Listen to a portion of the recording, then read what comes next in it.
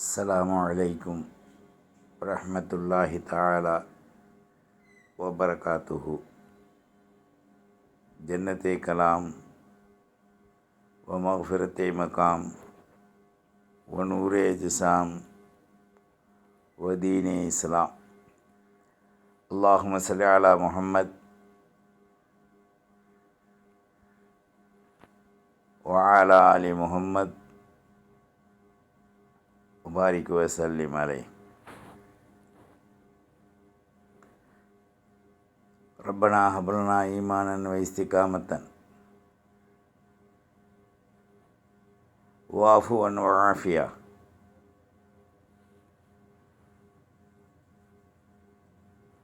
அல்லாஹும்ம ஸல்லி அலா முஹம்மத் அதத ஹல்கி வ ரிضா நஃப்ஸி வ இத்ன தர்ஷி வ மிதாத கலிமாத்தி.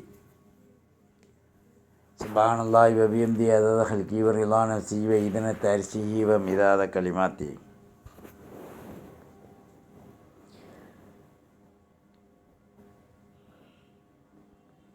ரப்பனா ஆத்தினா ஃபித் துன்யா ஹஸனா வ ஃபில் ஆখিরাতি ஹஸனத்தன் வ கினா அஸாபன்னார்.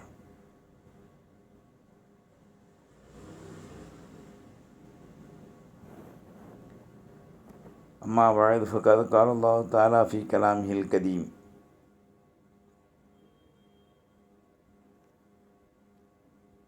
வல் ஃபுர்கானில் அஸீம்.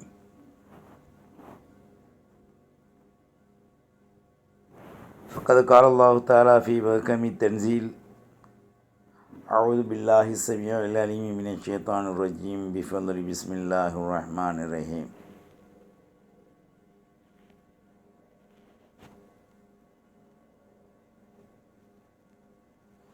அஃபமன் கான முஃமினன் கமன் கான ஃபாசிகா லா யஸ்தவூன். அம்மல்லதீன ஆமனு வ அமிலுஸ் ஸாலிஹாத்தி ஃபலஹும் ஜன்னாத்துல் மஅவா நுஸுலன் பிமா கானூ யஅமலூன்.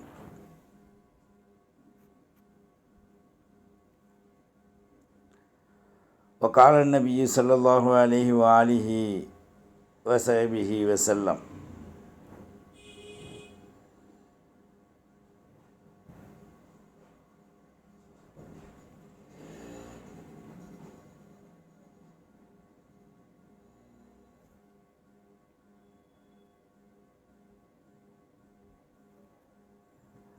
மாமின் வலதின் யூலது இல்லா ஃபித்ரத்தில் இஸ்லாம்.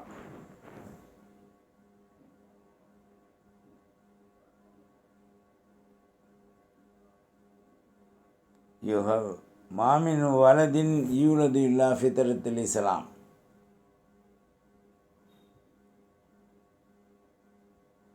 யுஹவ்விதைய அவ் நஸ்ரானிய அவ் மஜூசிய அவ் கமாக்கால்.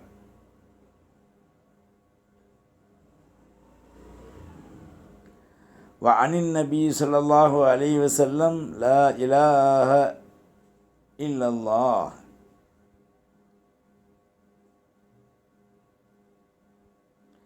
லா இலாஹ இல்லா அன்த தவ்வ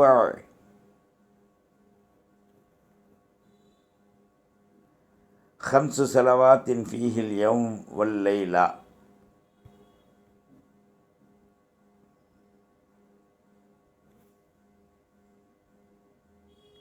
அல்லாஹுவின் நல்லடியார்களே,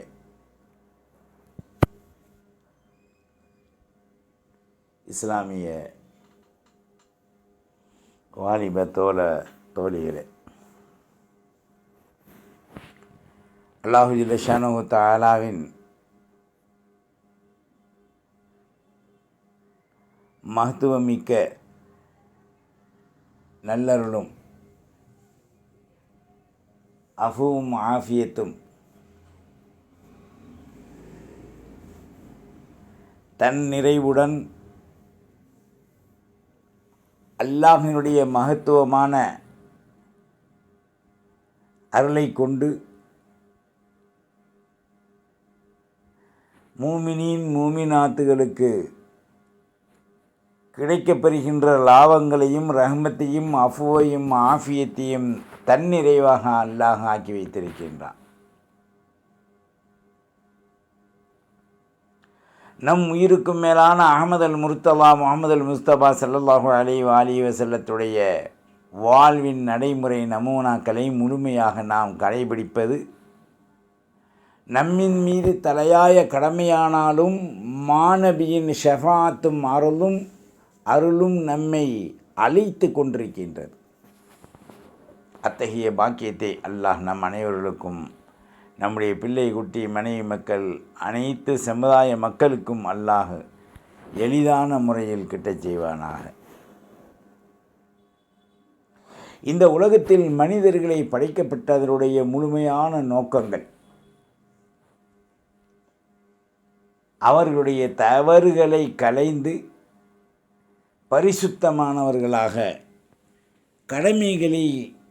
கடமைகளில் கண்ணும் கருத்தும் உடையவர்களாக செயல் திறன்களை அதிகப்படுத்தி அல்லாஹ் ரசூலின் மீது நம்பிக்கை கொண்டு ஏவலை எடுத்து விலக்கல்களை விட்டு அவனுக்கு முற்றிலும் அடிபணிந்து வழிபட்டு நடக்கக்கூடிய முத்தகீனாத், மூமினாத், முஸ்லிமாத் உண்மை விசுவாசிகளாக வாழ்வதற்கு நமக்கு ஆதம் அலைஹிஸ்ஸலாம் முதல் கொண்டு ஈசா ரூஹுல்லா வரை என்னுயிர் தாஹா ஸல்லல்லாஹு அலைஹி வஸல்லத்தோடு இறுதி நபியாக எல்லா விதமான விளக்கங்களையும் வேத கிரந்தங்களையும் சூஃபுக்களையும் இறுதியாக அழிக்க முடியாத ஒரு சிறிய டாட் கூட மாற்றி அமைக்க முடியாத குர்ஆனுல் கரீமாகிய பரிசுத்தமான சத்திய வேதத்தை அல்லாஹ் நமக்கு வழங்கியிருக்கின்றான்.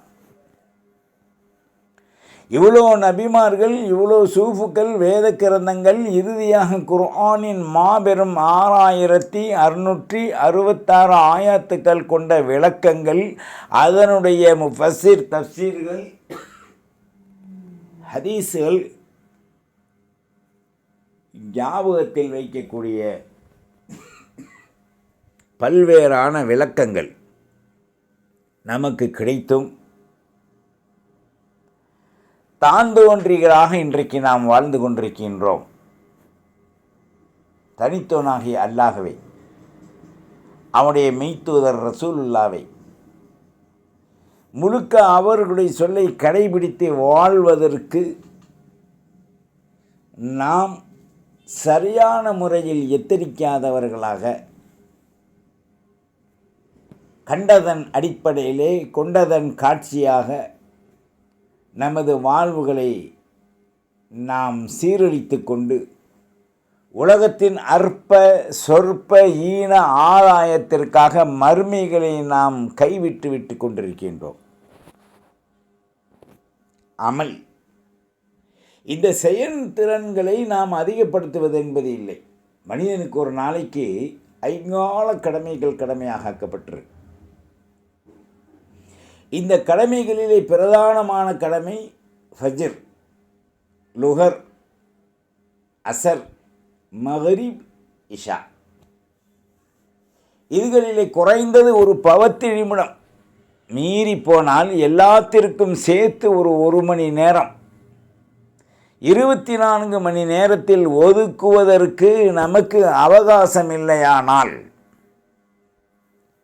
இன்றைக்கு இந்த உலகத்தில் உண்டான முன்னோர்கள், நடுவர்கள், பின்னால் வரக்கூடிய சமுதாயத்தை பற்றி நாம் குறை கண்டு தான் இன்றைக்கு நாம் வாழ்ந்து கொண்டிருக்கின்றோம். அவன் சரியில்லை, இவன் சரியில்லை, அது சரியில்லை, இது சரியில்லை, இதுக்கு ஆதாரம் இல்லை, அதுக்கு ஆதாரம் இருக்குது, இது வெட்டப்பட்டிருக்கு, அது வெட்டப்படலை. இவ்வாறாக பல்வேறான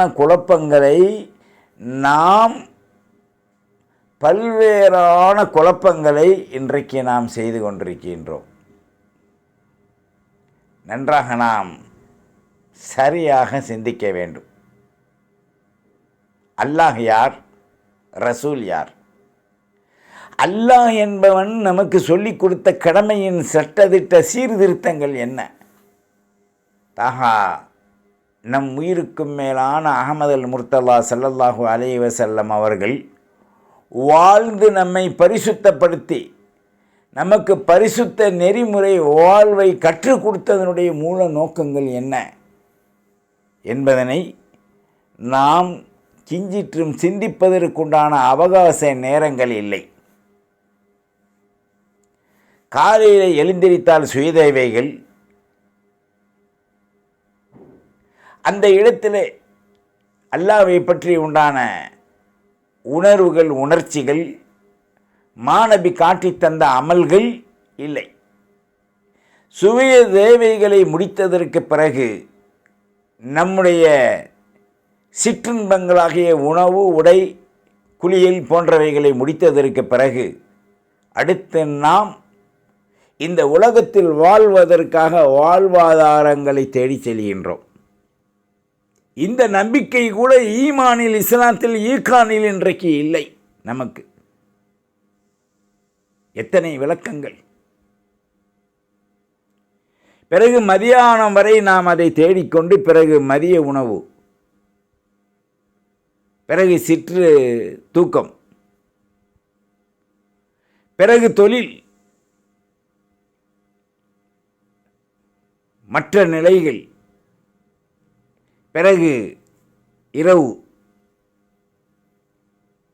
சுய வாழ்வின் சிற்றின்பங்கள், பிறகு உறக்கம். இவ்வழியாக ரொட்டீனாக செயல் திட்டங்களாக நாம் செய்து வருகின்ற நாம் இந்த 24 மணி நேரத்தில் அல்லாஹ்விற்காக நாம் எவ்வளவு செயல்படுகின்றோம், நாம் நன்மையை சேகரிக்கக்கூடிய விஷயத்தில் அல்லாஹ்வுடைய கலாமை ஓதி சிந்தித்து செயல்படுத்தக்கூடிய திறன்களில் அந்த நேரங்களுக்கு நாம் எவ்வளோ நேரம் செலவிடுகின்றோம் என்பதை மாத்திரம் நெஞ்சின் மீது கை வைத்து உரம் ஈமானின் சிந்தனை உடையவர்களாக ஆணும் பெண்ணும் இன்றைக்கு நாம் சிந்திக்க கடமைப்பட்டிருக்கோம். கண்டதன் அடிப்படையிலே வாழ்வது, கொண்டதன் அடிப்படையிலே சிற்றின்பங்களை அனுபவிப்பது, இதற்காகத்தான் 23 மணி நேரங்கள் நாம் செலவிட்டுவிட்டு அமல்களை, கடமையாக்கப்பட்ட வாழ்வாதாரங்களின் மர்மையை நோக்கி செல்கின்ற பாதையில் உண்டான பொருளாதாரத்தை இன்றைக்கு நாம் மறந்துட்டோம். அவைகள்தான் ஐங்கால தொழுகை, குர்ஆன் ஓதுதல், திக்ர் ஃபிக்ர், தஸ்பீஹ், ஸலவாத், ஏழை எளியோர்களுக்கு தர்மம், ஜகாத் போன்ற கடமைகள், எண்ணிலடங்காத கடமைகளை எல்லாம் நாம் செய்துவிட்டு, செய்யாமல் மறந்துவிட்டு, வசதி இருந்தால் சும்மா சுற்றுலாவாக அடிக்கடி உம்ரா செல்கின்றேன் என்ற பாதையிலே சென்று, அல்லது இன்னும் அதிக வசதி இருந்தால் ஹஜ்ஜுக்கு செல்கின்ற, ஹஜ்ஜே வாழ்வில் ஒரு தடவை தான் கடமை, இது யாரும் போதிக்கிறதே கிடையாது. காசு இருந்தால் போகணுன்ற அர்த்தம் இல்லை. ஆயிலில் ஒரு முறை ஹஜ்ஜு, ஜகாத் ஆண்டுக்கு ஒரு முறை. அதுக்கு பிறகு நீ செய்கிறது நன்மையை கருதி செய்தாலும் கூட அங்கே கேள்வி இருக்கா இல்லையா என்பது ஹக்கிற்கும் ரசூலுக்கும் மனிதனுக்கும் உள்ளது. ஆனால் அதைவிட தலை சிறந்த காரியங்கள் மார்க்கத்திலே, இஸ்லாத்திலே ஏழை எளியோருக்கு செய்ய வேண்டிய பொறுப்பு, உடைமை, கடமைகள் நமக்கு நிறைந்திருக்கின்றது. ஏன் நாம் இவைகளை சிந்திப்பதில்லை?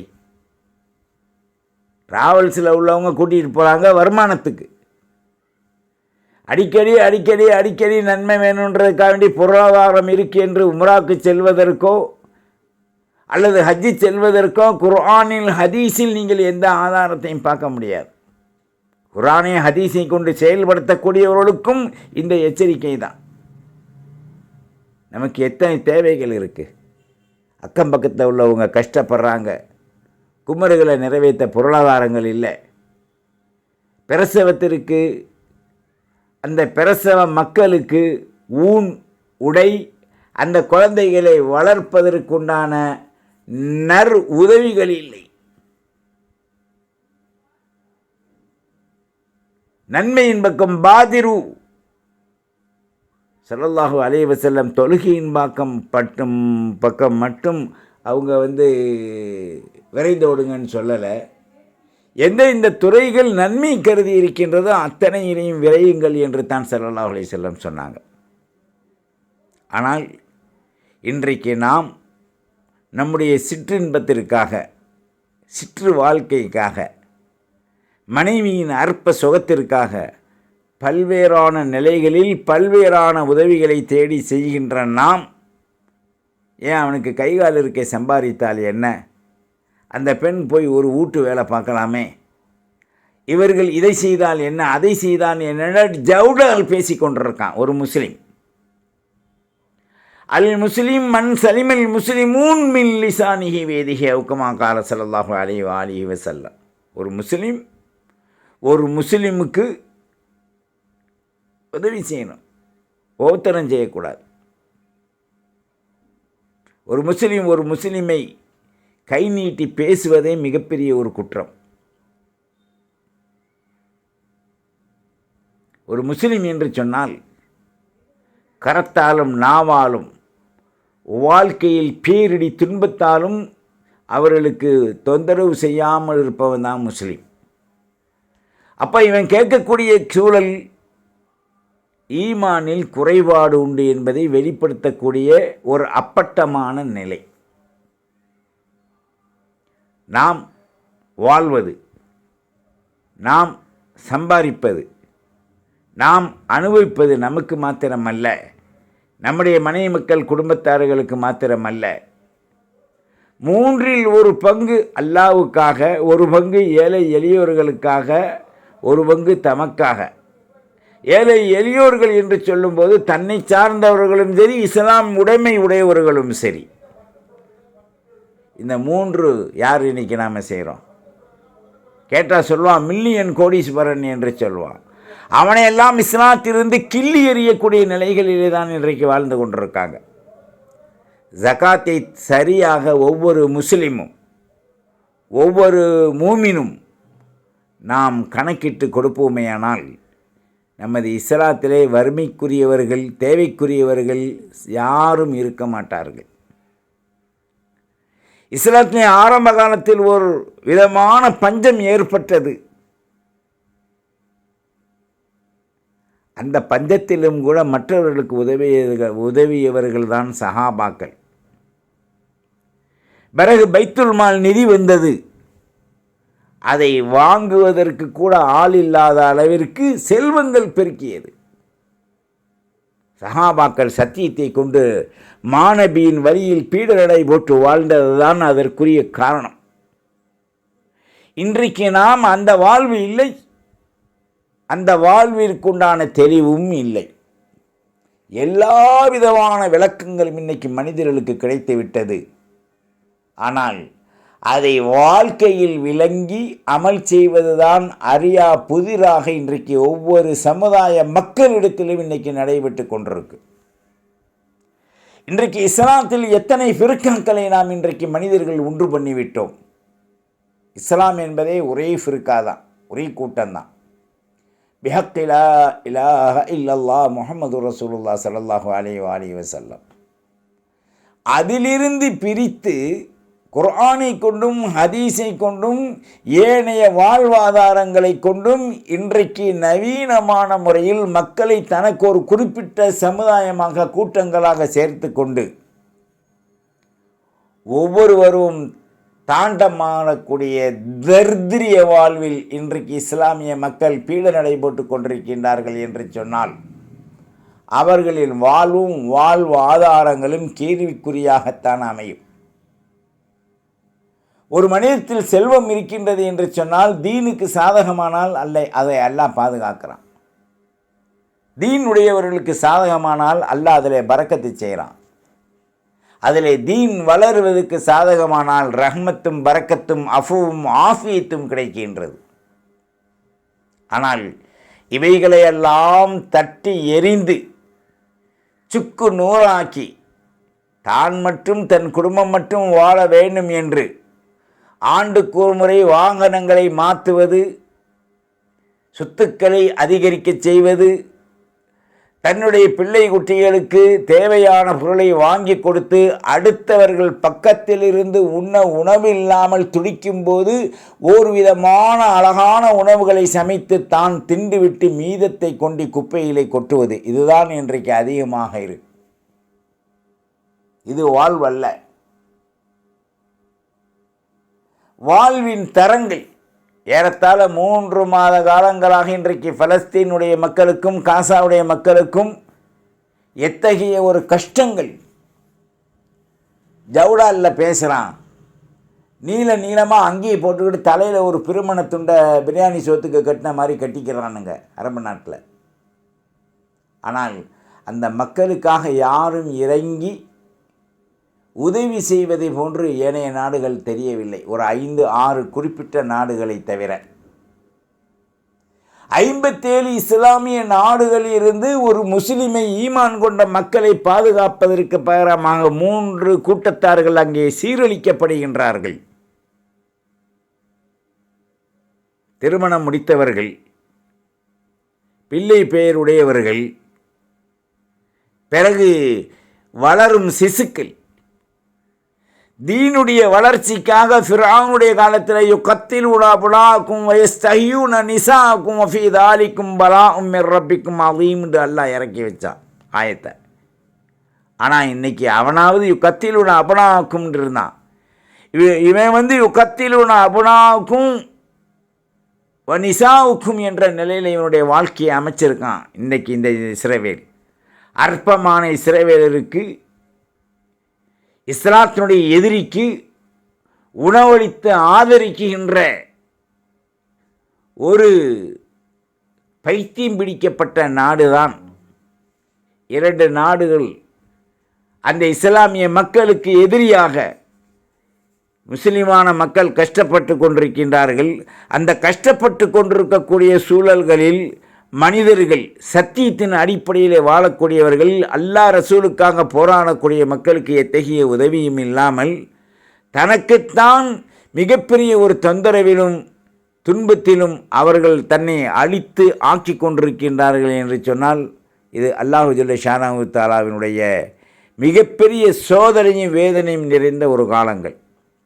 தன் சமுதாயம், ஆரம்ப இல்லம் காபா, பைத்துல் முகத்தஸ், இன்னைக்கு அதை ஆளக்கூடிய பலஸ்தீன், காசாவுடைய மக்கள், இஸ்லாமிய ஈமான் நிறைந்த சகோதர சகோதரிகள் சீரழிக்கப்பட்டு கொண்டிருப்பதை ஏனைய நாடுகள், இஸ்லாமிய நாடுகள் பார்த்து ரசித்து கொண்டிருக்கக்கூடிய ஒரு காலகட்டங்கள் தான் இந்த ஈமானில் குறை நிறை இவைகளை எது சரி கட்டுகின்றது என்பதற்குரிய பதில் நம்முடைய கரத்திலே வாழ்விலே அமைந்திருக்கின்றது. இஸ்லாம் என்றால் சொன்ன மூமின் என்றால் என்ன, முத்தகீன் என்றால் என்ன, எல்லாத்துக்கும் குர்ஆனில் தஃசீர் உண்டு. ஆனால் இன்றைக்கு நாம் எப்படி ஆண்டு கொண்டிருக்கோம்? உஸ்மான் கனி ரலியல்லாஹு இடத்தில் ஒரு சஹாபி 4000 திர்ஹம் கடன் வாங்குறாங்க. அதை திருப்பி அவர்களால் கொடுக்குவதற்கு சக்தி இல்லை. மனவேதனையில் ஒளிந்து ஒளிந்து வாழுகின்றார்கள். ஒரு கூட்டத்தில் உஸ்மான் கனி அவர்களை கண்டு கொண்டார்கள். எழுந்திரித்து அவர்களை போய் பார்ப்பதற்குள்ளால் அந்த சஹாபி தன்னை மறைத்து கொள்வதற்காக எத்தனிக்கின்றார். அவர்களை உஸ்மான் கனி ரலியல்லாஹு அன்ஹு அவர்கள் பார்த்து பிடித்து விட்டு கேட்டார்கள், என்ன ரொம்ப நாள் ஆளே பார்க்க முடியல. அவங்க பயந்தது கடனை கேட்பாங்க. இப்போ இவங்க சொன்னாங்க, என்னிடத்தில் வாங்கிய பொருளாதாரத்தை கொண்டு உங்களுடைய சிரமங்கள் நீங்கி கஷ்டங்கள் நீங்கி கடன் அடைத்து விட்டீர்களா என்று கேட்டார்கள். இல்லை, அதுபோன்று தான் இருக்கின்றது. வேண்டுமானால் மீண்டும் என்னிடத்தை உதவிக்காக வேண்டி வாருங்கள், இன்ஷா அல்லாஹ் தருகின்றேன் என்று சொன்னார்கள். அப்படிப்பட்ட சமுதாயத்தில் பிறந்த நாம் இன்றைக்கு நம்முடைய சொந்த மக்கள், நம்முடைய இன இரத்தங்கள் பிஹக்கி லா இலாஹ இல்லல்லாஹ் முஹம்மது ரசூலுல்லாஹ் ஸல்லல்லாஹு அலைஹி வஸல்லம் என்ற கலிமாவை மொழிந்த சத்தியவான்கள், ஆண்களும் பெண்களும் சிசுக்களும் வயோதிகர்களான தாய்மார்களும் இன்றைக்கு அந்த காசாவிலும் பலஸ்தீனிலும் துன்பப்படுவதுடன் 3000 ஆண்டுகள் நீரின்றி விளையக்கூடிய ஜெய்தூன் மரத்தை அறுத்து நாசப்படுத்தக்கூடிய இஸ்லாமிய சின்னத்தை சூறையாடி கொண்டிருப்பதை ஏனைய நாடுகள் பார்த்து கொண்டிருக்கின்றது என்று சொன்னால் இதெல்லாம் 57 நாடுகளில் வெறும் எண்ணிக்கையோடு இருக்கின்றதா, அல்லது அவைகளெல்லாம் சத்திய இஸ்லாத்தில் உரங்களாக வாழ்கின்றதா என்பதை அந்த நெஞ்சில் உரமிட்டவர்கள் மாத்திரம்தான் இங்கு சிந்திக்க முடியும். செல்லரித்தவர்கள் அதை பற்றி சிந்திக்குவதற்கு வாய்ப்பு என்பது இல்லை. ஏறத்தாழ 3 மாதம் ஆகியும் கூட இன்றைக்கு அந்த மக்களுக்கு சுயதேவைகள் செய்ய முடியவில்லை. நேரத்திற்கு சரியான முறையில் தொழுகுவதற்கு அங்கு அவகாசங்கள் இல்லை. அவருடைய இல்லங்களை அடித்து நொறுக்கி ஒடுக்கப்பட்டு கொண்டிருக்கின்றது. அந்த ஊரை தான் கைப்பற்றி அந்த மஸ்ஜிதுல் அக்ஸாவை தான் வசப்படுத்தி கொள்ள வேண்டும் என்று திட்டங்கள் நடைபெற்று கொண்டிருக்கின்றது. அது அல்லாஹ் பாதுகாப்பான். இருந்தாலும் கூட இஸ்லாமிய சமுதாயம் இன்றைக்கு வாயில் சூப்பி லப்பர்களை வைத்து சூப்பி கொண்டிருக்கின்றது என்று நினைக்கும்போது வேதனையிலும் சோதனையிலும் கண்ணீர் வருவதை விட செந்நீர் தான் இன்றைக்கு எல்லா மூமின்களுடைய கண்களிலும் மூமினாத்துடைய கண்களிலும் வந்து கொண்டிருக்கின்றது. இஸ்லாமிய சமூகமே, ஓர்விதமான தோல்வியை நோக்கி நீங்கள் வாழ வேண்டாம். ஒரு விதமான அச்சம் கொண்டு நாம் இந்த உலகத்தில் வாழ வேண்டாம். அச்சமும் நாம் அஞ்சுவதும் அல்லாஹ் ரசூலுக்கு என்பதை நாம் இங்கு நிலைநாட்டி வெற்றியின் கொடி ஈமானின் கொடியை உயர்த்துவதுதான் பசுமையின் நோக்கங்களாக அமைந்திருக்கின்றது. அதனால தான் யாருக்கும் கொடுக்கப்படாத ஒரு பசுமையின் கொடியின் நிறத்தை அல்லாஹ் நமக்கு வழங்கினான். ரசூலுல்லாவுடைய ரவுலாவில் போய் பாருங்கள், பசுமை. வலிமாருடைய ரவுலாவில் போய் பாருங்கள், அந்த போர்வைகள் பசுமை.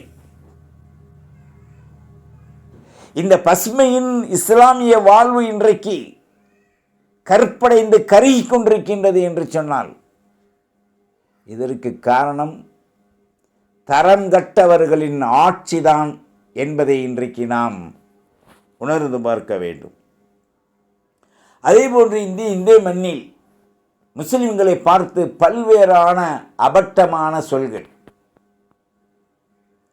தீவெட்டி திண்ணி தடியர்களை கொண்டெல்லாம் பேசப்பட்ட இந்த கவர்மெண்ட் எத்தகைய ஆதாயங்களும் பொதுவாக எடுக்காமல், சட்டத்தை தீட்டாமல், இஸ்லாமியர்களுக்கு எதிர்ப்பாகவே ஓர்விதமான கூட்டங்களை ஏவி பேச விட்டு கலவரத்தை ஏற்படுத்துவதற்குண்டான செய்கைகளை இந்த இந்திய மண்ணில் கொஞ்ச காலமாக, இந்த 10 ஆண்டு காலங்களாக ஆட்சியாளர்கள் மேலே செய்து வருவதை இன்றைக்கு நாம் பார்க்க முடியுது. ஒரு குறிப்பிட்ட சமுதாயத்தை அழிக்க, அல்லது ஒரு குறிப்பிட்ட சமுதாயத்தை நீக்க, அல்லது பேசுவதற்கு பேச்சுரிமை என்று டேரா பிடிக்க தெரியாதவர்களும், துர்நாற்றத்திலே வாழ்ந்து துர்நாற்றத்தை தனது வாழ்வாக தனது இரையாக ஆக்கிக்கொள்ளக்கூடியவர்களும் இங்கு சிந்தித்து பார்க்க வேண்டும். எல்லா நிலையிலையும் இஸ்லாமியர்களை, முஸ்லிம்களை தட்டி அவர்களை தலை குனிய வைக்க வேண்டும் என்று நினைத்தால் உங்களுடைய தலையை அல்லாஹ் குனிய வைத்து உயிரோட்டமற்றதாக செல்லரிக்கப்பட்டதாக ஆக்கிடும். லா இலாஹ இல்லல்லாஹ் முஹம்மது ரசூலுல்லாஹ் ஸல்லல்லாஹு அலைஹி வஸல்லம். எனவே மனிதர்கள் உயர்வான அந்தஸ்துக்களை அடைவதற்குண்டான வாழ்வுதான்